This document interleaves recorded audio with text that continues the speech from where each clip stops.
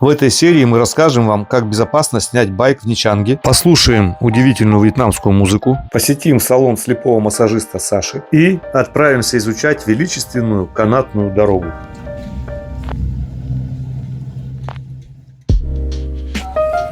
Ребят, ну все, вернулись мы в конце концов с Сайгона на замечательном автобусе. Поездка прошла быстро. Время 15 минут 5. Уехали мы оттуда в 10. Все, такси прибежал, надо деньги зарабатывать, поторопись. Давай, поехали. Едем в номер. Едем домой, ребята. Ну, в номер. Находились, мозоли натерли, но у обоих ноги стерты. Как дальше здесь тусоваться, непонятно. Вот интересная ситуация. Хотел показать, что в 4 утра народ уже проснулся. Вот, это мы ехали, не знаю, казалось мне почему-то, что мы по второй улице едем. Там прям оживленная была улочка. Пока камеру включал, повернули, а тут народ еще спит. Некоторые магазинчики уже продовольственные открыты, но по улице движения не так много. А вот таксист ездит, со всеми здоровается. Хочу обратить внимание, смотрите, панель таксиста. Вся панель заставлена. Ну, неудобно, ужасно.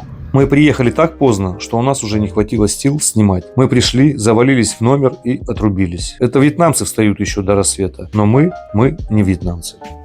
Так, сегодня очередной лайфхак. Как снять мотобайк в аренду, как взять в аренду мотобайк в Ничанге. Пойдемте, значит, картина такая. Ну, можно найти локацию в Google картах, можно спросить у гида. Ну, гиды говорят, ребята, не надо мотобайки, не надо, это опасно. Лучше покупайте у нас экскурсии, берите у нас трансферы, мы вас отвезем, привезем, лучше не рискуйте. Ну, это их хлеб. А мы поступили вот как. Все же помнят Влада из прошлых серий. Поскольку он во Вьетнаме уже давно, мы спросили у него, где можно снять байк без лишних рисков. Он дал нам контакты арендодателя, которому мы и написали. А тот и говорит: без проблем, ребят, ждите утром, привезу прям к вам. Вот это сервис, вот это... А как компания ваша называется? Нябайк. Ага. Ну у Евгения так подписано аккаунт Нябайк. А мы воспользовались услугой компании Нябайк. Заранее в чате с компанией нам дали выбрать байк. Мы выбрали Suzuki Impulse, только по ошибке нам пригнали Yamaha Janus. Блин. Ну хорошо, раз такое дело, давайте я вам по той же цене, по которой вам импульс обещали. Ну, а что, конечно. А что, за счет чего вот цена разная? Это свежие. На сколько? На несколько лет. Даже на несколько лет, а сколько ему? 2019, по-моему, года, а то 2016, соответственно, на 3 года разница. Но он ничего как не Нет, он наоборот намного приятнее. В итоге более дорогой байк нам отдали по той же цене, по которой обещали выбранный нами мопед. Очень порядочные ребята. Ну и, конечно же, с нами заключили договор аренды. Залог составил $100, а цена аренды байка на 7 дней $1 миллион. На обратной стороне договора нам дали всю необходимую информацию, описали правила эксплуатации и предупредили о штрафах за нарушение правил дорожного движения. А в случае ущерба байку мы будем обязаны выплатить компании $17 миллионов. Всего оформление аренды байка у компании Нябайк займет у вас не больше 10 минут. Мы рекомендуем. Представитель компании также рассказал для нас и наших зрителей, к чему нужно быть готовым во Вьетнаме, если вы решили арендовать байк. Очень хорошо работает правило, что больше, тот прав.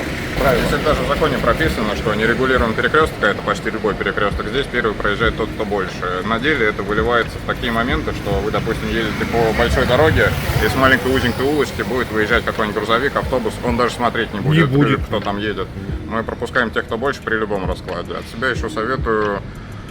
Тут бывают такие бабушки, ездят на ржавых мопедах, они обвешаны какими-нибудь бочками, там, клетками с курицами. Еще зачастую вот так вот в капюшоне она едет. Они тоже себя считают грузовиками, просто держите с ними дистанцию. Да. Мы такое видели вчера. Да. Вот сзади вот такой привязал, вот такой его ветром качает, вот так он по всей дороге, да, видели. Также здесь нужно быть крайне внимательным к своим ценным предметам в Ничанге, с сумком, телефоном. Здесь это нельзя все оставлять и отходить от этого. И подвожу это к тому, что, пожалуйста, следите за мопедом. Мы настоятельно рекомендуем парковаться только в охраняемых парковках, но если вдруг вы куда-то поедете, там серпантины или еще какое-то место, где вот никого нету вокруг, а вы хотите отойти от байка, то надо будет воспользоваться вот этим девайсом. Опа! Он вешается на передний диск. Ну-ка. То есть мы его продеваем и застегиваем. О, Здесь чётко. байки в основном укатывают, то это значительно усложняет данный процесс, и ему будет проще соседний байк взять. Тут два есть момента только важных. Первый — это закрыть его так, чтобы замок с внешней стороны остался. Так. Ну и Да, чтобы снять его потом. Ну и второй. Возьмите, пожалуйста. Ой-ой-ой. На второй просто не забыть его снять. Понятно. Если его не снять и поехать, это минус диск. Диску не так много усилий нужно, чтобы он погнулся. Это, Не запариться.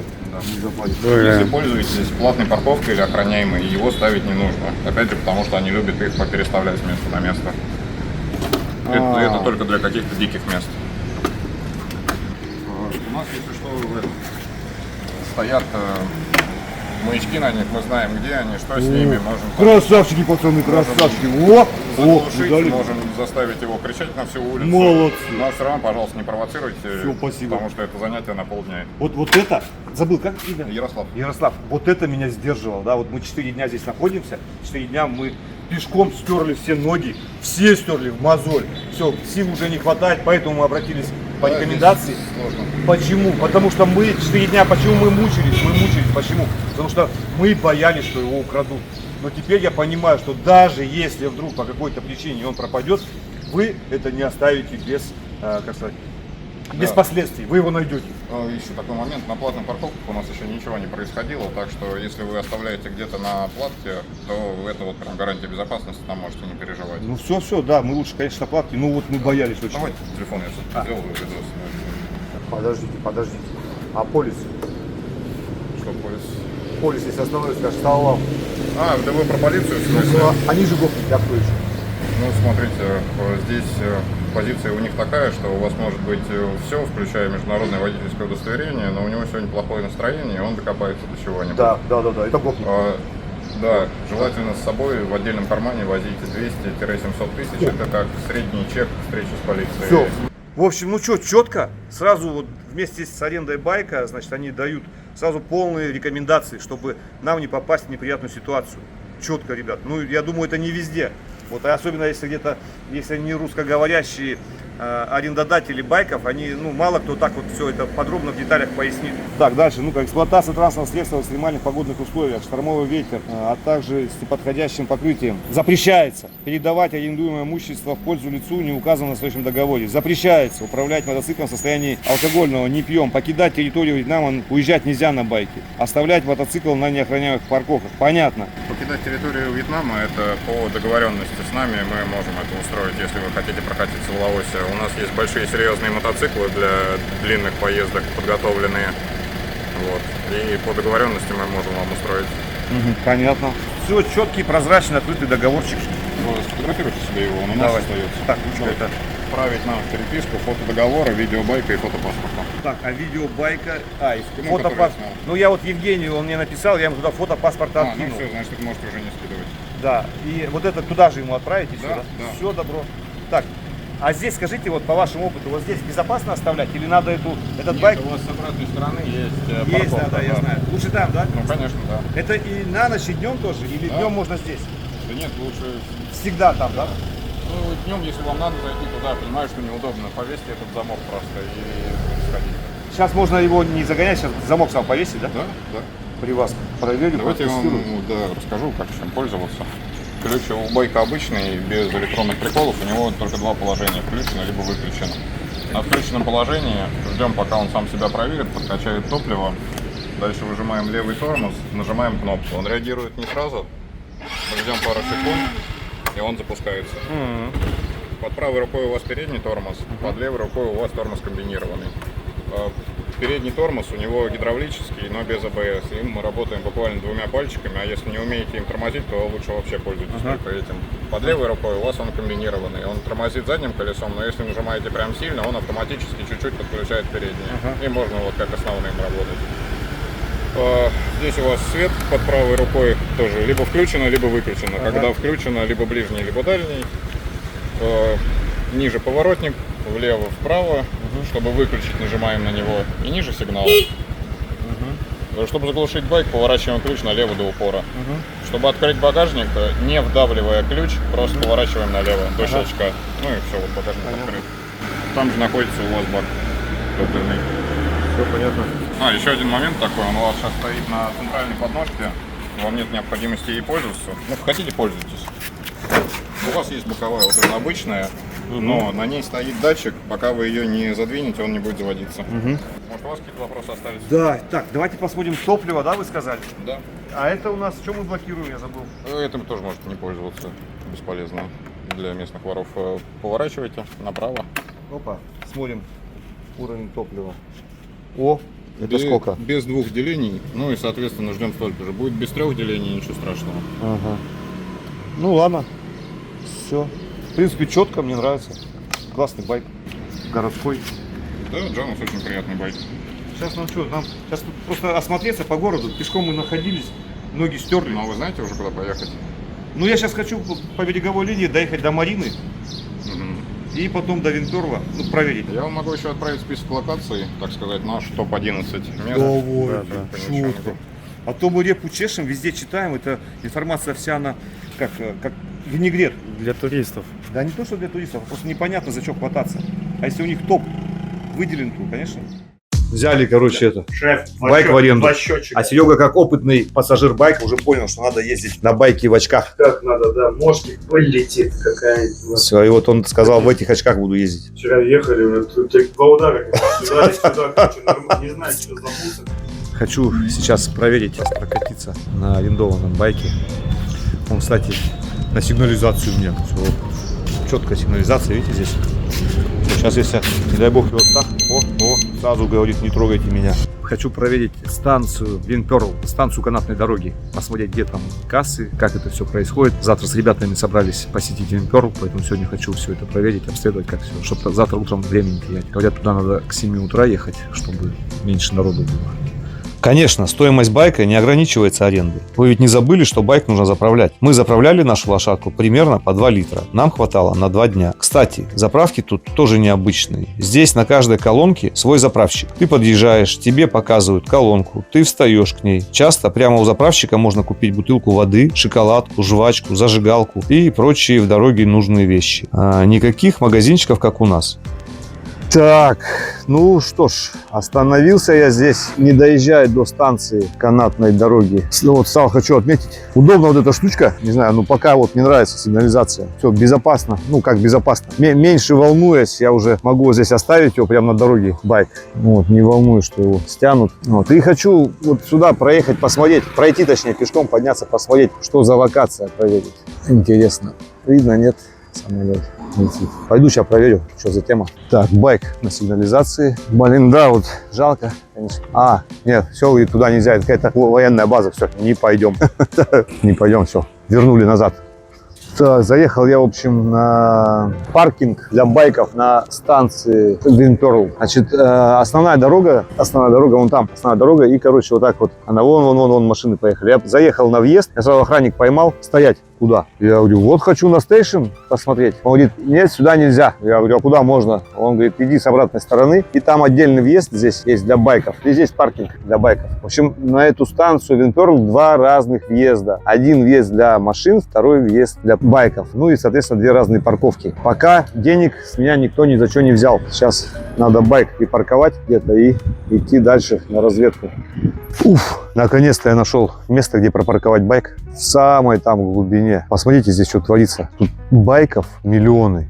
Смотрите, битком. Это жесть. Посмотрите, что творится. А здесь что? А здесь что? И она вон туда уходит эта парковка. Дальше. Там удивлялся байком, а здесь буду удивляться такси электрическим. Электротакси. Тоже, смотрите, колонна. Сразу заправочные станции. Ну-ка, а что за тачки? Что за модель? Ну, все водители сидят, ждут заявок. VinFast.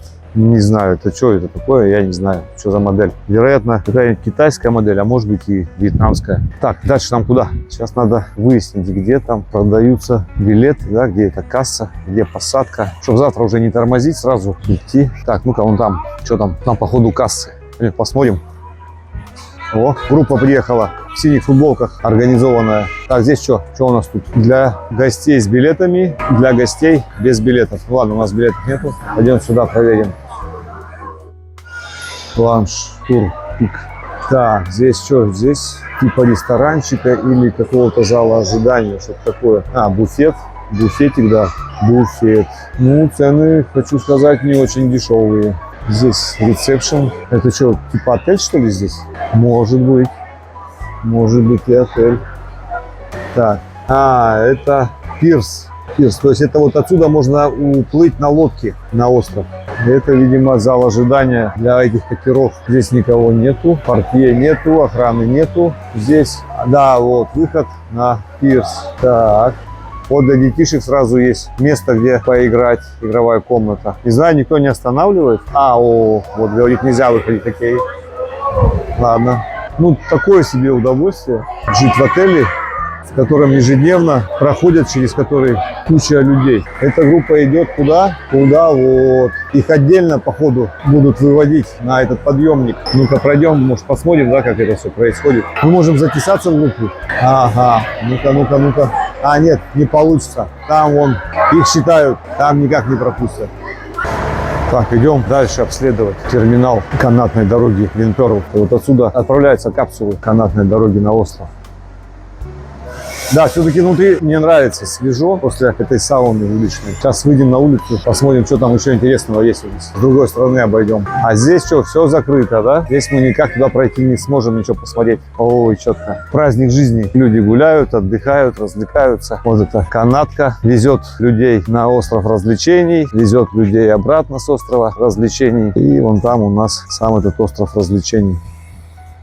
Ну все, на сегодня здесь больше я не вижу, что можно проверить. Сейчас там внизу немножко поснимал. Меня оттуда тоже выгнали. Там сзади, за спиной охранник приехал на мопеде. Говорит, все, давай газуй отсюда пока при памяти. Пока я тебя не арестовал. Ну и все, пришлось сматывать оборудование. Начинаю вспоминать дорогу. Мы же шли мимо электротакси. Значит, надо идти сейчас туда, возвращаться. Туда, в сторону этого электротакси. И оттуда уже будет легче найти байки. Вон там дальше. Вон там. Вон один заезжает. Пойдем посмотрим, как это. Что там на табло пишут. Ой-ой-ой, как шумит. Вот, пошла зарядка. Интересно, насколько хватает зарядки у этих машин? А если она разрядится посреди дороги? Непонятно. Друзья, а кто-то из вас уже пробовал кататься на этих новомодных электрокарах? Пишите в комментариях.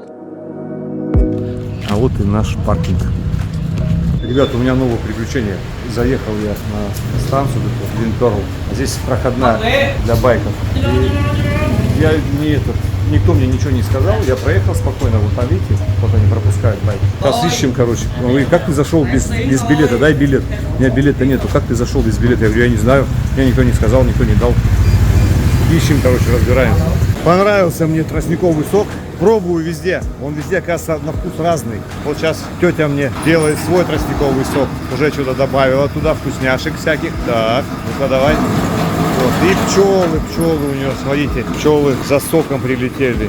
Так, пошло дело. Ну-ка. Так, здесь что у нее? Ручки помыла. Так, все, дезинфекция. Опа, чистый стаканчик. Так, ну-ка, здесь что? Крышечка. Так. Ну-ка. О, лед. Вот, все по бокальчикам. Все чисто. Все, видите, все идеально чисто.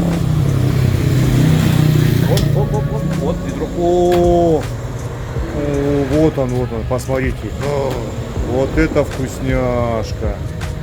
Все, сейчас будем пить. О, полный бокал, полный. Так, что это? Лимончик. Оп, пошло дело. Лайм. А это... давай. Еще что-то нам это положит. Ну-ка. Так. Класс. О, вкусно. Давай, ням-ням. Так, ну-ка, что еще? Крышечку и трубочку, и пакетик. Все. И садимся, будем пить вкусный сок. Так, бах. И вот этот интересный такой пакетик для стаканчиков. Ну-ка. Раз. Все. Так, лишь бы у меня пчелы не отобрали этот сок. Thank you. Все, будем пить. Вот дядя тоже сок пьет. Давайте. Так. А вы знаете, что байки во Вьетнаме живут прямо в квартирах? Видите, вот он очень комфортно ему около серванта. Он тут не один. О, видите? Класс. Так, здесь вот они еще показывают национальные музыкальные инструменты.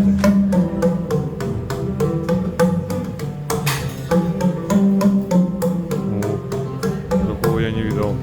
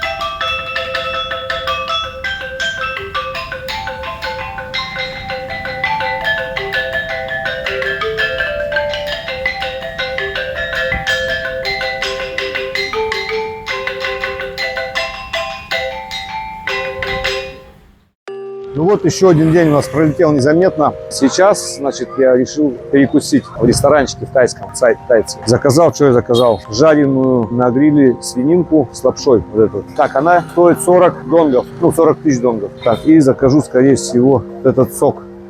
А вот и мое блюдо. Свининка с какими-то зажаренными блинчиками, с орешками и лапша. О, яичко еще есть. Ну, сейчас покушаем от души.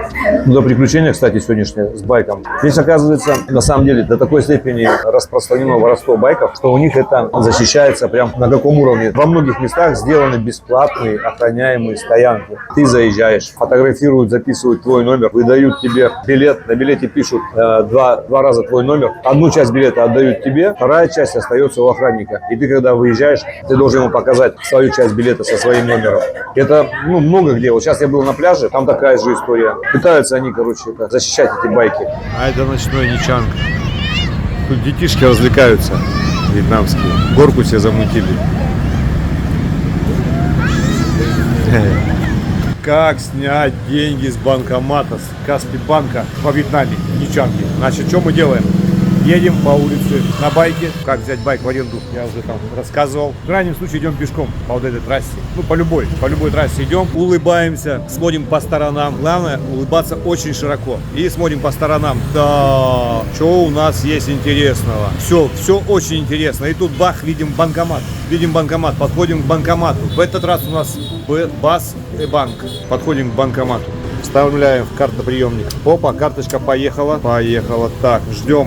Sorry for incoming. Не дает. Этот ITM не дает. Короче, не дает он. ITM с нашими картами не работает. Вот запомните, желтый банкомат. Видите? Все, он с нашими карточками не работает. Казахстанский. Не знаю, может попробовать. Так, давайте попробуем Народного банка карточку. Значит, взяли карточку Народного банка. Ну-ка, подходим второй раз, говорим. Умная машина, дай, пожалуйста, денег. Давай.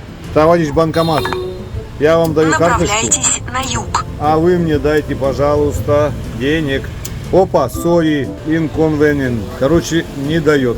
Итак, ребята, подводим итоги. Если мы идем по улице или едем на байке, широко улыбаемся, едем и видим, опа, вот такой банкомат, то просто не тратим на него время и едем дальше. Все. В общем, на сегодняшний день это самый лучший, самый четкий банкомат с самыми демократичными комиссиями. Так, ну, после насыщенного приключениями дня нашел здесь салончик интересный. Вот он за моей спиной.